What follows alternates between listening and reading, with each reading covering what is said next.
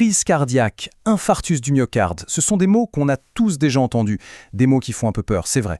Mais au fond, sait-on vraiment ce qui se passe? D'où ça vient? C'est justement ce qu'on va décortiquer ensemble. On va plonger dans les mécanismes de cet événement depuis ses toutes premières origines, souvent silencieuses, jusqu'aux étapes clés pour se reconstruire. Allez, c'est parti.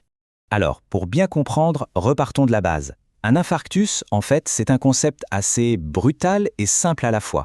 Pensez aux artères qui nourrissent le cœur comme à la plomberie d'une maison. Si un tuyau principal se bouche, eh bien il y a une pièce qui n'a plus d'eau. C'est exactement la même chose pour le cœur. Une de ces artères, une artère coronaire, se bloque. Et là d'un coup, une partie du muscle cardiaque ne reçoit plus de sang et donc plus d'oxygène. C'est ça le point de départ de la crise.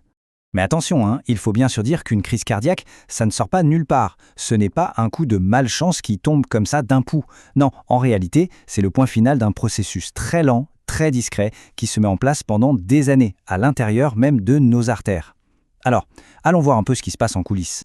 Et le grand coupable dans cette histoire, le voici, ça s'appelle l'athérosclérose. Au début, on a une artère en parfaite santé, toute lisse. Puis, avec le temps, des dépôts de graisse, notamment le mauvais cholestérol, commencent à s'y coller, à former ce qu'on appelle des plaques. Petit à petit, ces plaques grossissent, elles se durcissent, et l'espace pour que le sang passe devient de plus en plus étroit, jusqu'au jour où, hop, le passage est complètement bouché. C'est exactement sur ce terrain-là que l'infarctus va se jouer.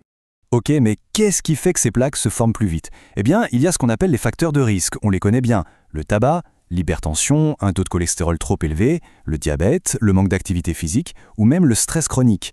Il faut voir chacun de ces éléments comme un véritable accélérateur du processus. Mais, et c'est ça la bonne nouvelle, sur la plupart de ces facteurs, on peut agir. Bon, maintenant passons au moment où tout bascule, la crise elle-même. À l'instant où l'artère se bouche complètement, c'est une véritable course contre la montre qui démarre. Et là, savoir reconnaître les signaux d'alerte, ce n'est plus une simple information, c'est vital. Savoir écouter son corps, ça peut littéralement tout changer. Le signe plus connu, c'est cette fameuse douleur dans la poitrine. Une sensation d'écrasement, de serrement, comme si un étau surserrait. Mais attention, il faut vraiment être vigilant parce que ce n'est pas toujours aussi clair. Cette douleur, elle peut se propager dans le bras gauche, la mâchoire ou même dans le dos. Et parfois, il n'y a pas de douleur du tout. Ça peut être un essoufflement soudain, une fatigue extrême, des sueurs froides ou même des signes digestifs comme des nausées. Et ça, c'est piégeux. Et justement, sur ce point, il y a une chose absolument cruciale à savoir. C'est que chez les femmes, les symptômes sont très souvent différents, ce qu'on appelle atypiques. On peut complètement oublier l'image classique de la personne qui se tient la poitrine. Ça peut être juste des nausées, une énorme fatigue qui tombe d'un coup, une douleur dans le haut de l'estomac, et ce sont les seuls signes.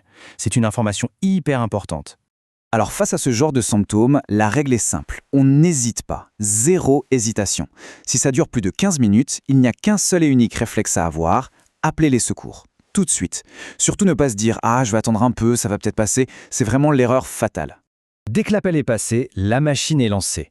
Et comme on le disait, c'est une course contre la montre qui commence pour les équipes médicales. Leur objectif est clair, net et précis, sauver le muscle cardiaque.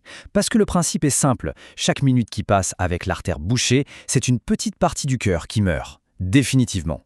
Une fois à l'hôpital, tout va très vite pour confirmer le diagnostic. On utilise principalement deux choses. D'abord, un électrocardiogramme, l'ECG, qui enregistre l'activité électrique du cœur. Et ensuite, une simple prise de sang pour chercher une protéine bien spécifique, la troponine. Si son taux est élevé, ça veut dire que le cœur est en train de souffrir. Le diagnostic est posé. À partir de là, il n'y a plus qu'une seule chose qui compte. Un seul et unique but pour toute l'équipe. Déboucher cette artère et le faire le plus vite possible. Je le répète, mais c'est le nerf de la guerre. Chaque seconde gagnée, c'est un peu de muscle cardiaque qui est sauvé. Et pour y arriver, il y a globalement deux grandes méthodes. La plus courante, c'est l'angioplastie.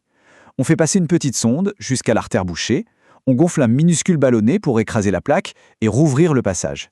Et très souvent, on laisse sur place un stent, une sorte de petit grillage métallique pour être sûr que l'artère reste bien ouverte. L'autre option, c'est la thrombolyse. Là, on injecte un médicament très puissant qui va aller dissoudre le caillot qui bouche l'artère. Ok, la phase d'urgence est passée. Et après? Survivre à un infarctus, c'est évidemment une sacrée épreuve. Mais c'est aussi, et il faut vraiment le voir comme ça, le début d'un tout nouveau chapitre.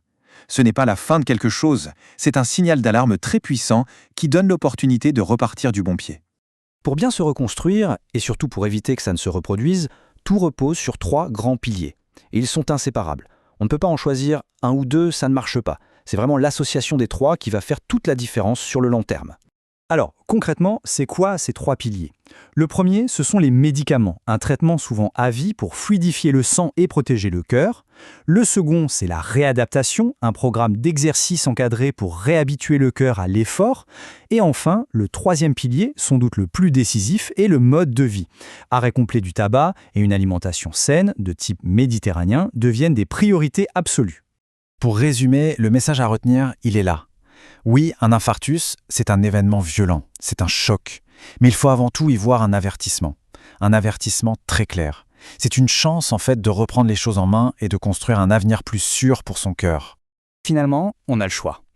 On peut voir l'infarctus comme une fatalité, un accident qu'on a juste subi, ou alors on peut le voir comme le kilomètre zéro d'un nouveau chemin, un chemin qu'on décide d'emprunter, celui de la reconstruction, de la prévention. La question, c'est donc de savoir quel chemin on choisit.